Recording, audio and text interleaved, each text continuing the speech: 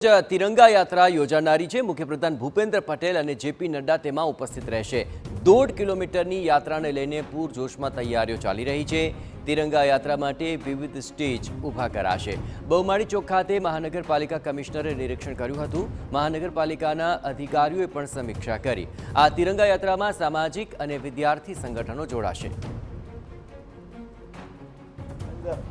गुजरात राज्यना माननीय मुख्यमंत्री श्री उपरांत केंद्रीय मंत्रीश्रीओ, राज्य सरकारना सन्माननीय मंत्रीश्रीओ અને સૌ પદાધિકારીઓ પણ આ તિરંગા યાત્રામાં જોડાશે।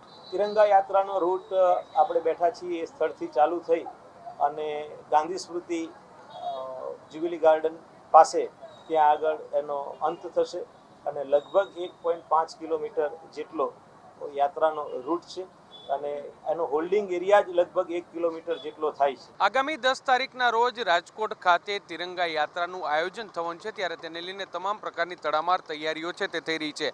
આપને હું દ્રશ્યો બતાવવા માંગીશ। રાજકોટના બહુમાળી ચોક ખાતેના દ્રશ્યો છે કે જ્યાં અત્યારે તિરંગા યાત્રાની તડામાર તૈયારીઓ છે તેની શરૂઆત છે તે થઈ ગઈ છે। આગામી 10 તારીખે રાજ્યના મુખ્યમંત્રી ભૂપેન્દ્ર પટેલ અને સાથે સાથે ભાજપના રાષ્ટ્રીય અધ્યક્ષ અને કેન્દ્રીય મંત્રી જેપી નડ્ડા છે તે આ તિરંગા યાત્રા છે તેનું પ્રસ્થાન કરવાના છે। તે પહેલાં રાજકોટ મહાનગરપાલિકા દ્વારા અત્યારે જે આયોજનને લઈને તડામાર તૈયારીઓ છે તે થઈ રહી છે। રાજકોટ મહાનગરપાલિકાના જે મ્યુનિસિપલ કમિશનર છે તેમના દ્વારા અત્યારે જે સ્થળ પર સમીક્ષા છે તે કરવામાં આવી છે। તમામ અધિકારીઓ સાથે તેઓ આ આયોજનને લઈને જે ચર્ચા કરી રહ્યા છે, સાથે સાથે કયા પ્રકારનું આયોજન રહેશે, કઈ રીતની બેઠક વ્યવસ્થા રહેશે, સ્ટેજ પ્રોગ્રામ છે તે કયા પ્રકારનો રહેશે અને જે તિરંગા યાત્રા નીકળવાની છે તેનો રૂટ કયા પ્રકારનો રહેશે, આ તમામ બાબતોની અત્યારે સમીક્ષા છે તે કરવામાં આવી રહી છે।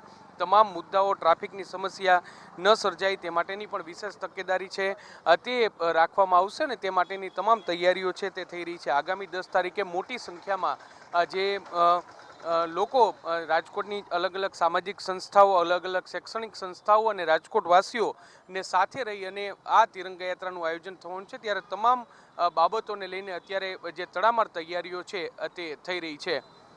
કેમેરા પર્સન ભાવેશ લશ્કરી સાથે મોહિત ભટ્ટ, TV9 રાજકોટ।